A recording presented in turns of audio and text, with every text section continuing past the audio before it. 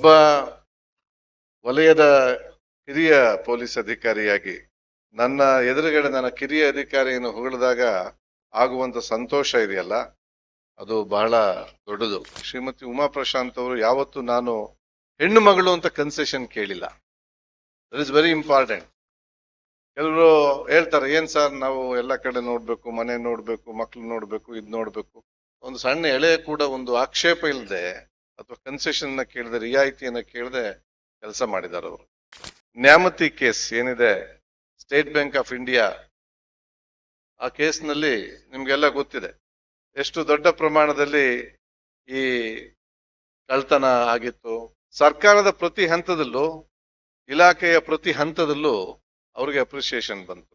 ಮತ್ತೆ ಮಾನ್ಯ ಗೃಹ ಮಂತ್ರಿಗಳು ಸ್ವತಃ ಅವರ ಕಚೇರಿಯಿಂದ ಫೋನ್ ಮಾಡಿ ಯಾರ್ಯಾರು ಭಾಗವಹಿಸಿದ್ರು ಅವ್ರಿಗೆಲ್ಲ ಸಿಎಂ ಗೋಲ್ಡ್ ಮೆಡಲ್ ಕೊಡಬೇಕು ಅಂತೇಳಿ ಅವರೇ ಸ್ವತಃ ಫೋನ್ ಮಾಡಿ ಕಚೇರಿಯಿಂದ ನಮ್ಮ ಹತ್ರ ಲಿಸ್ಟ್ ತರಿಸ್ಕೊಂಡು, ನಾನು ಲಿಸ್ಟ್ ಕೊಡೋದಕ್ಕೆ ಕೇಳಿದೆ ಶ್ರೀಮತಿ ಉಮಾ ಪ್ರಶಾಂತ್ ಅವ್ರಿಗೆ.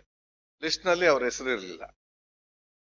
ಎರಡನೇದು, ಪುನಃ ಅದೇ ಇದಕ್ಕೆ ಸರ್ಕಾರ ಕ್ಯಾಶ್ ಪ್ರೈಸ್ ಕೊಡ್ಬೇಕು ಅಂತ ನಾವು 10,20,10,12 ಲಕ್ಷ ರೂಪಾಯಿಗೆ ಕ್ಯಾಶ್ ಪ್ರೈಸ್ ಕಳಿಸಿದ್ವಿ ನಾವು ಇಡೀ ಟೀಮ್ಗೆ.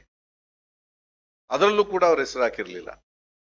ನಾನು ಯಾತಕ್ಕೆ ಈ ಮಾತನ್ನ ಸಾರ್ವಜನಿಕವಾಗಿ ಹೇಳ್ತೀನಿ ಅಂತ ಹೇಳಿದ್ರೆ, ಒಬ್ಬ ಲೀಡರ್ ಆದವನು, ಒಬ್ಬ ಲೀಡರ್ಶಿಪ್ ಏನಿರ್ತದೆ ಅದು ಸುಮ್ಮನೆ ಹಂಗೆ ಬರಲ್ಲ.